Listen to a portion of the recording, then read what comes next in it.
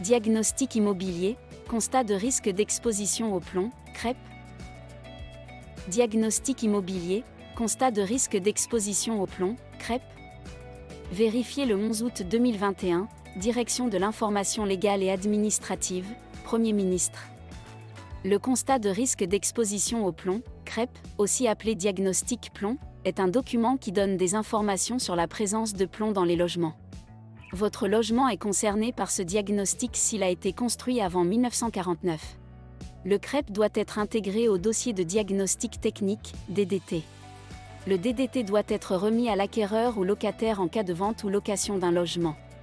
Des sanctions sont prévues notamment si le CREP n'est pas conforme à la réglementation. De quoi s'agit-il ?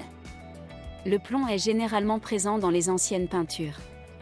Le CREP, ou diagnostic plomb, consiste à mesurer la concentration en plomb des revêtements de votre logement pour identifier ceux contenant du plomb et décrire leur état de conservation.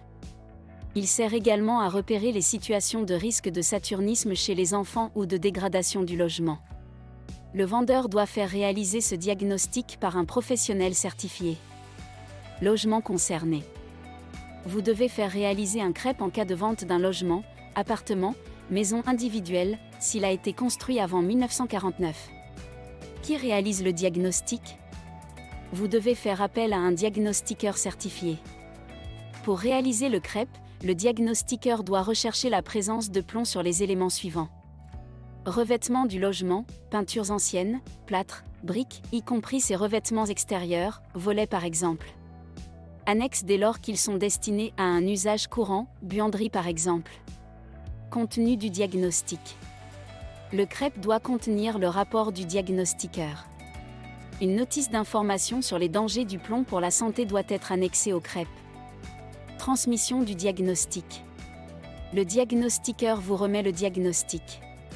Vous devez intégrer ce diagnostic aux différents diagnostics compris dans le dossier de diagnostic technique, DDT. Vous devez remettre le DDT à l'acquéreur au moment de la signature de la promesse de vente ou de l'acte de vente. Conséquences en présence de plomb. Si le CREP met en évidence la présence de plomb à des concentrations supérieures au seuil de 1 mg par cm², vous devez faire des travaux avant la mise en vente de votre logement. Quelle est la durée de validité du diagnostic ? Tout dépend de ce qu'il indique en matière de présence de plomb.